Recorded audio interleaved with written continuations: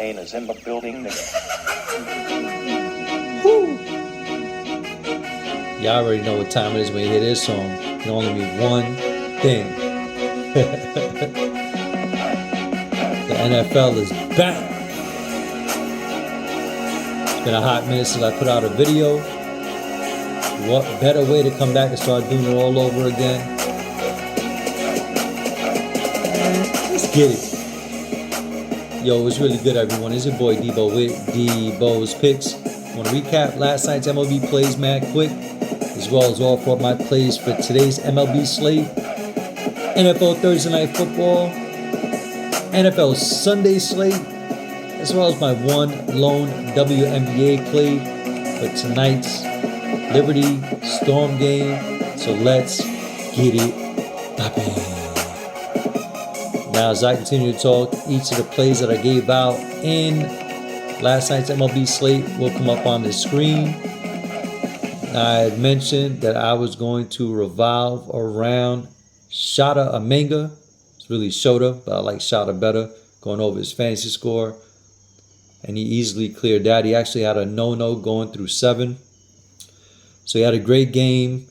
And yes, as you can see, a profitable night from the MLB side, but don't get it twisted. It's been a rough stretch from the MLB side for the entire year. Yes, I came out swinging the first 2 weeks, made a guap, but the sportsbook adjusted accordingly and pretty much even the playing field. I should say not even the playing field because they put it more in their favor. But it is what it is. That's another reason why we're happy to have the NFL back. Now, I want to offer up my plays for today's MLB slate real quick. Sprinkling in with that one WNBA play being Jewel Lloyd going over her points, going up against the New York Liberty. But as you can see today, I'm going to revolve around Pablo Esco Lopez, throwing that hard white ball today. Got him going over his fantasy score. And I'm linking him up with, like I mentioned, Jewel Lloyd, Brian Wu. You know what I'm saying? So those are going to be my plays from the MLB side. I also got that 4-pick play with the Thursday night plays, my 2 favorite ones, which I'll get into, which is going to be Derrick Henry's rush receiving TD prop and my fellow Boricua, Isaiah Pacheco, going over his receptions of 2.5. Now, it's devalued a little bit on UD for his receptions. I still like it, though. Still my favorite prop, along with Derrick Henry's TD prop for rushing and receiving. Now, Thursday Night Football is going to be a little tough to predict. You know, you got a pretty good defense on the Ravens side, of course. You got a pretty decent defense. I'm not really as high on the Chiefs defense as I was last year. I think they're susceptible to the run. The secondary is still strong, even though they lost Snead. But it's hard to predict. I mean, look at Patrick Mahomes' passing yards. It was at 262.5, then up to 263.5, 264.5, 265.5. Up, down, then it went back down to 263, back up. Now it's at 269.5. Nobody knows what to expect out of it. So the clearest bets I see to getting dubs is going to be Derrick Henry's TD prop and Isaiah Pacheco's 2.5 receptions. Now, if you look at the history of Derrick Henry going up against the Chiefs, defense has always been solid for the Chiefs. With Tennessee, what do you expect out of them? Derrick Henry. That's it. That's all they had. Guess what? The Chiefs still couldn't stop Derrick Henry, even though they knew he was getting the ball. Now, imagine that. Now he's on the Ravens, where they can't zone in on him. They got to focus on Lamar as well. Mark Andrews, you got Zay Flowers, you got Burns on the outside. You know what I'm saying? So it's not just Derrick Henry. So what do you expect? I expect a great game out of Derrick Henry. They're going to showcase him. They got him for a reason. They're going to pound the rock with him. I like his rush attempts of 15.5 to go over as well if you don't want to take a stab at his TD prop. I feel you. But those are 2 plays that I absolutely love. Now I want to dive into the Sunday plays and my PODs, and that being Travis Etienne's receiving yards going over 18.5 on UD, as well as Joshua Allen going over his fantasy score.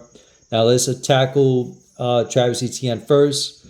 His receiving prop bet, discrepancies found, as on Fanduel Sportsbook, they got him at 20.5, even to go over under. I'm not sure where DraftKings had him at. I don't really dabble with DraftKings. I can imagine that they got the same line as a Fanduel because they tend to be watching each other. The sharpest sports books, or one of them at least, is Pinnacle. They got them at 18.5, even money to go over under. I like them to actually absolutely destroy this 18.5 receiving yards. I got them getting 30 or more. Going up against Miami Dolphins, you got the Jaguars. Their defense is suspect. So I expect Miami to put up points. What does that mean for us? That means that Jacksonville is going to have to throw more. Travis Etienne more involved in the passing game. But even if it's not, I still like Travis Etienne in week 1 simply because the quarterback's got to get into a groove. So there's going to be a lot of short passes to the tight ends and the running backs. And Travis Etienne is obviously that guy. And if you look at last year in 18 games, he went over 18.5 receiving yards 12 times. So I could see him going over this easily. So he's one of my favorite plays. And going to Josh Allen, I know what y'all probably thinking, hey, you're high on Josh Allen fantasy score. Well, no Diggs, I get it. But that's the reason, no Diggs. So I expect more out of Josh Allen. He's going to have to create more on offense with his legs especially. Going up against one of the worst defenses this year, that being the Arizona Cardinals. So I expect them at home nonetheless to get at least one rushing touchdown, a couple of passing touchdowns. I think the receiving end of the side of things is going to be Dalton Kincaid getting all those targets that Diggs is not going to be there for. So I like him going over 5 receptions. I also found a discrepancy earlier in the week, as you'll see on the slips popping up, where I took his receiving yards at 47.5. Well, that discrepancy has been found. Now he's bumped up on UD to 51.5. So if you don't want to take a stab at his receiving yards, take his receptions going over 5. I like that a lot. Like I mentioned before, week 1, it's all about the offense trying to get into a groove.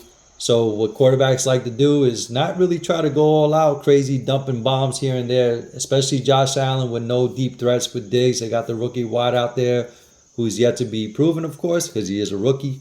So I expect Dalton Kincaid to get a lot of targets in week 1 and Joshua Allen to do his thing from the rushing side and, a couple of passes here. I don't expect him to throw for a lot of yards, but I expect him to score quite a few touchdowns. More specifically with his legs.